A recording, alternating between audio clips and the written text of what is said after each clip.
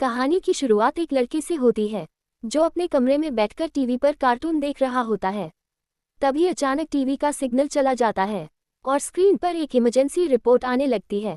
TV में बताया जाता है कि दुनिया भर में एक बहुत ही खतरनाक वायरस फैल गया है, जिससे इन्फेक्टेड लोग कुछ ही मिनटों के अंदर भयानक ज़ॉम्बी बन जाते हैं। टीवी में एंकर चेतावनी देता है कि जो भी यह खबर सुन रहा है वह जल्दी से खुद के लिए कोई सेफ जगह ढूंढ ले। लड़के की बहन वहां आ जाती है और वे दोनों अपनी मां के कमरे की तरफ जाते हैं। वहां जाकर वे देखते हैं कि उनकी मां बहुत परेशान है और वह वीडियो कॉल पर अपने पति को इस भयानक सिचुएशन के बारे में बता रही है। उनका पिता, जो एक पायलट है, उन्हें बताता है कि वह अभी वापस नहीं आ सकता, पर वह सभी किसी सुरक्षित जगह पर चले जाएं। लेकिन तभी उन्हें बाहर से लोगों के चिल्लाने और चीखने की डरावनी आवाज़ें सुनाई देने लगती हैं। मां तुरंत फ़ोन रखती है और सारा सामान इकट्ठा करने लगती है। वह एक पल भी गंवाए बिना अपने दोनों बच्चों को लेकर घर से बाहर निकलती है। वे तीनों भागते हुए अपनी कार की तरफ बढ़ते हैं। जैसे ही वे कार का दरवाजा खोलकर बैठने वाले होते हैं, अचानक कहीं से एक खूंखार ज़ॉम्बी उन बच्चों की मां पर अटैक कर देता है। ये सब इतनी तेजी से होता है कि किसी को संभलने का मौका नहीं मिलता। डर के मारे एबिगेल जल्दी से कार के नीचे छुप जाती है। वह अपनी आंखों के सामने देखती है कि वह ज़ॉम्बी उसकी मां को नोच रहा है। कुछ ही पलों में उसका छोटा भाई और मां दोनों उस ज़ॉम्बी के हाथों मारे जाते हैं। एबिगेल अपनी सांसें रोककर वहां बैठी रहती है। खुशकिस्मती से वह ज़ॉम्बी उस छोटी बच्ची को देख नहीं पाता और वहां से चला जाता है। ये छोटी लड़की डर से कांप रही होती है कि तभी वह देखती है कि उसकी मां का शरीर अजीब हरकत करने लगा है। वायरस की वजह से उसकी मां भी अब एक ज़ॉम्बी बन चुकी है। मां अपनी ही बेटी को कार के नीचे देखकर उसकी तरफ बढ़ती है, इससे पहले कि वह अपनी बेटी को मार पाती। ठीक उसी समय एक अनजान आदमी, जिसका नाम जैक है, वहां आता है। जैक तुरंत अपनी बंदूक से एबिगेल की ज़ॉम्बी बन चुकी मां को गोली मार देता है और एबिगेल को कार के नीचे से बाहर खींच लेता है। तभी वे देखते हैं कि एबिगेल का छोटा भाई भी ज़ॉम्बी में कन्वर्ट हो रहा है। जैक उस बच्ची को अपनी आंखें और कान बंद करने के लिए कहता है और उसके ज़ॉम्बी बन चुके छोटे भाई को भी गोली मार देता है। जैक उस अकेली बच्ची का हाथ पकड़ता है और उसे वहां से ले जाता है। वक्त गुजरता है और अब 10 साल बाद का मंजर सामने आता है। ज़ॉम्बी वायरस की वजह से इंसानी सभ्यता पूरी तरह से बर्बाद हो चुकी है। सभी रोशनी से चमकने वाले शहर अब वीरान पड़े हैं। अब तक लगभग सारे इंसान या तो मर चुके हैं या फिर ज़ॉम्बी बनकर इधर उधर भटक रहे हैं। इस वीरान दुनिया में एबिगेल अब बड़ी हो चुकी है। उस दिन से लेकर अब तक एबिगेल जैक की देखरेख में पली बड़ी है। जैक ने उसे ट्रेन करके ज़ॉम्बी से लड़ना, हथियार चलाना और खुद को बचाना सिखा दिया है। एबिगेल जानती है कि अगर उस दिन उसकी लाइफ में जैक नहीं आता तो वह अब तक मर चुकी होती, इसीलिए वह जैक को अपना पिता मानती है। अब रात का समय है और वे दोनों जंगल में कैंप लगाकर सो रहे हैं। तभी अचानक किसी सूखी टहनी के टूटने की आवाज़ से जैक की आंख खुल जाती है। वह धीरे से अपनी बंदूक उठाता है और कैंप से बाहर निकलकर देखता है। अंधेरे में एक ज़ॉम्बी तेजी से जैक पर हमला कर देता है, लेकिन जैक फुर्ती से पीछे हटता है और लगातार गोलियां चलाकर उसे मार गिराता है। गोलियों की आवाज़ सुनकर एबिगेल भी वहां पहुंच जाती है। इन दोनों को पिछले 10 सालों से जंगल में ज़ॉम्बीज़ का शिकार करते हुए इतना एक्सपीरियंस तो हो गया था कि ज़ॉम्बीज़ अक्सर झुंड बनाकर रहते हैं। खतरा समझते हुए वे जल्दी यहाँ से निकलने की तैयारी करने लगते हैं और सुबह होते ही अपने घोड़ों पर बैठकर वहां से निकल जाते हैं। वे जंगल के रास्ते से आगे बढ़ ही रहे होते हैं। वे चारों तरफ नज़र रखते हैं तो दूर एक जीप ज़ॉम्बीज़ से घिरी हुई दिखाई देती है। वहां एक नॉर्मल इंसान अकेला ही खुद को कई सारे ज़ॉम्बीज़ से बचाने की कोशिश कर रहा है। दुनिया में अब वैसे भी इंसान बहुत कम बचे थे, इसीलिए अब इन दोनों को हर हाल में उस आदमी को बचाना था। जैक उसे निर्देश देता है कि सुकून से टारगेट को निशाने पर लो और फिर उसे शूट कर दो। एबिगेल बंदूक उठाती है लेकिन जल्दबाजी में गोली चला देती है। निशाना चूक जाता है और वह गोली ज़ॉम्बी को लगने के साथ साथ उस सर्वाइवर को भी लग जाती है। ये देखकर जैक एबिगेल पर काफ़ी गुस्सा करता है। इसके बाद वे दोनों भागकर उस इंसान के पास जाते हैं।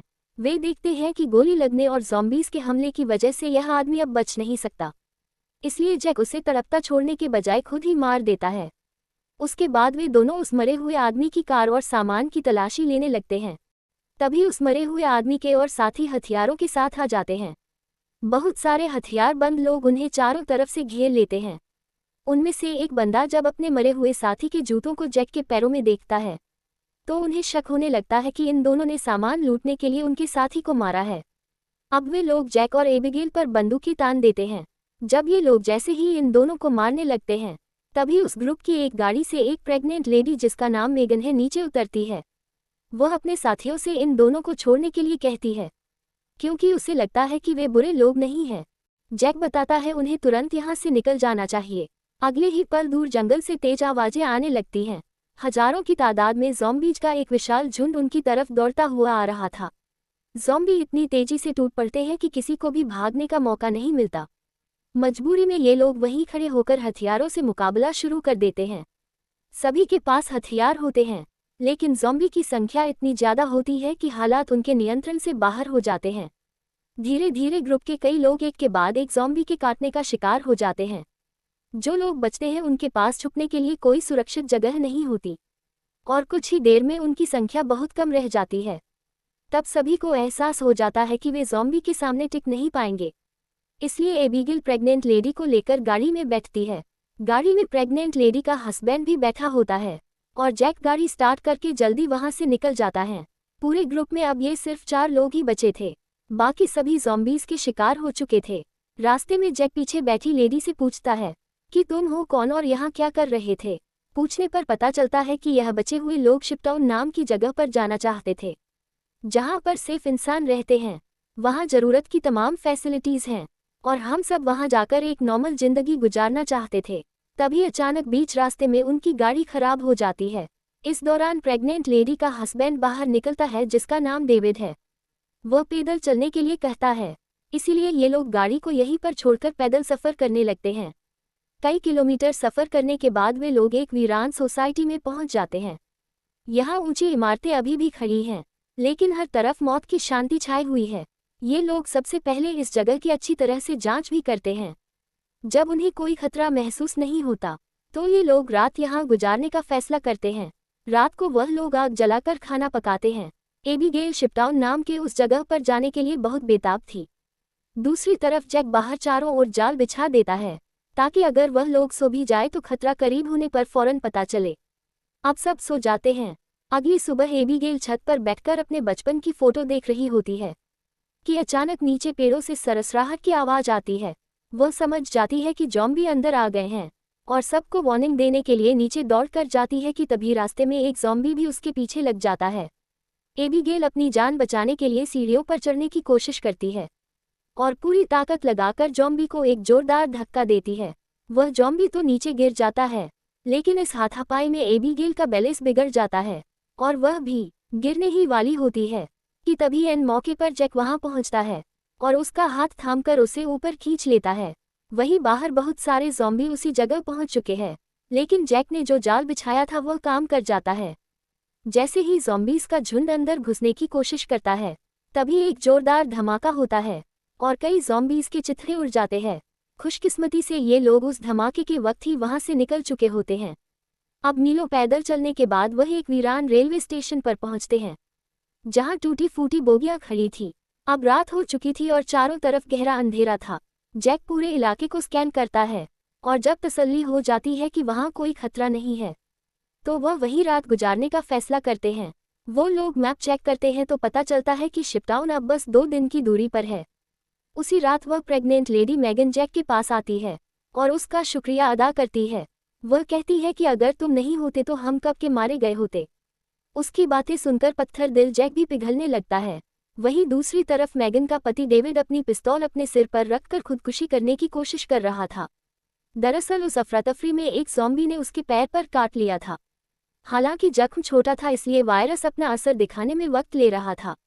डेविड जानता था कि वह जल्द ही एक दरिंदा बन जाएगा, लेकिन वह अपनी पत्नी को अकेला नहीं छोड़ना चाहता था। उसने फैसला किया कि जब तक उसके शरीर में जान है, वह अपनी पत्नी को शिपटाउन के गेट तक छोड़कर आएगा। उसके बाद खुद को खत्म कर लेगा। अगली सुबह जब वह लोग फिर से चलने लगते हैं, सफ़र जारी रहता है और चलते चलते फिर से रात हो जाती है। तभी उन्हें जंगल के बीचों बीच एक घर दिखाई देता है। ये घर वहां होना अजीब था। जैक चौकन्ना होकर बंदूक तानते हुए आगे बढ़ता है। जैसे ही वह घर के करीब पहुंचते हैं, अचानक एक तेज स्पॉटलाइट उनकी आंखों पर पड़ती है, और तभी दरवाजा खुलता है और एक बूढ़ा आदमी बाहर आता है। वह खुद को एक साइंटिस्ट बताता है और कहता है कि तुम लोग यहाँ सुरक्षित हो, बस अपनी बंदूकें बाहर छोड़ आओ। शर्त मानकर वह लोग अंदर जाते हैं। साइंटिस्ट बताता है वह इस जगह से इसलिए छोड़कर नहीं गया क्योंकि यहाँ उसको रिसर्च करने में बहुत आसानी रहती है।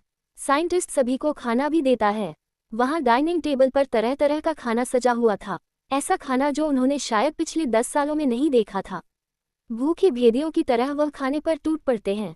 लेकिन तभी साइंटिस्ट कुछ अजीब बातें करने लगता है। वह कहता है कि यह वायरस दरअसल बुरा नहीं है, ये तो इंसानों का अपग्रेड है। वह पागलों की तरह समझाता है कि कमजोर इंसान खत्म हो जाएंगे और सिर्फ ताकतवर ही ज़ॉम्बी बनकर राज करेंगे। उसकी यह बातें सुनकर जैक और बाकी लोगों को कुछ गड़बड़ लगती है। तभी डेविड की तबीयत बिगड़ने लगती है।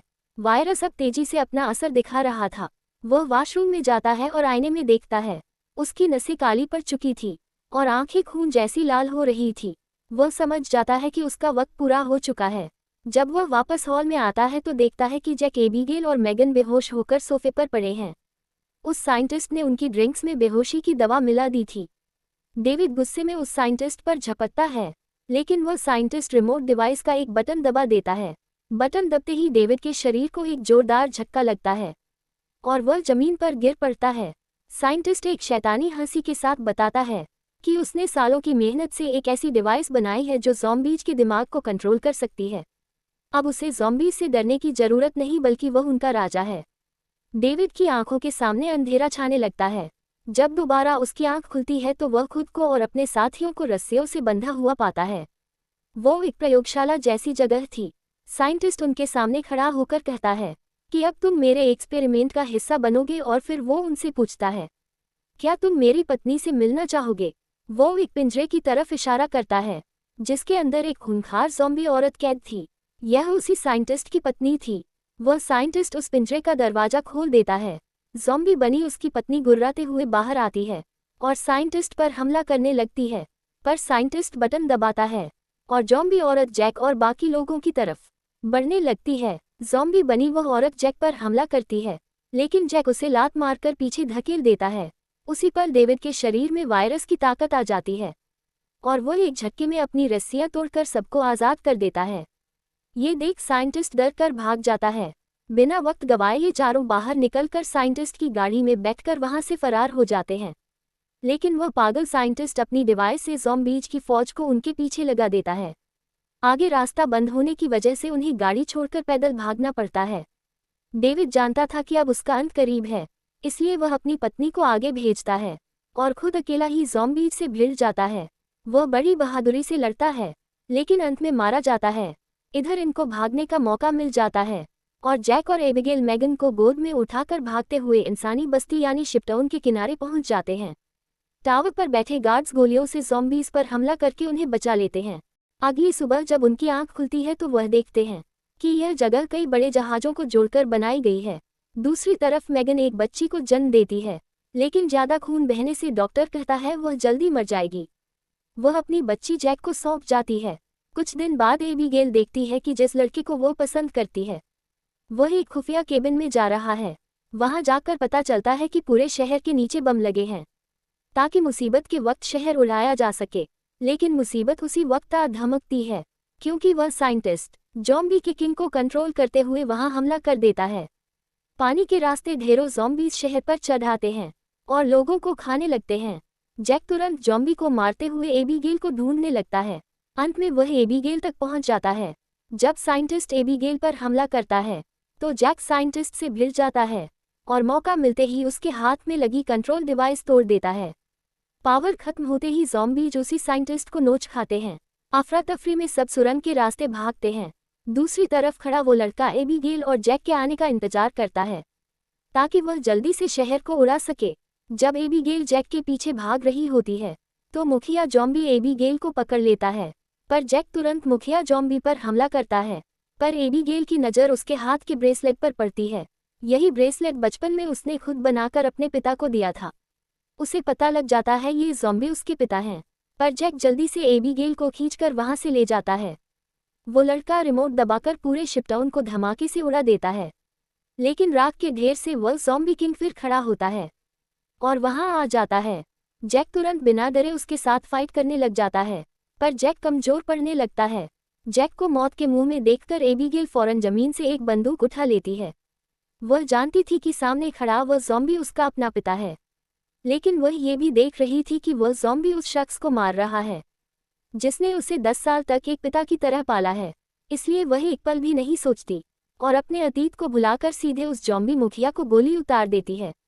और इसी के साथ ये कहानी यही खत्म होती है। मिलते हैं अगले वीडियो में।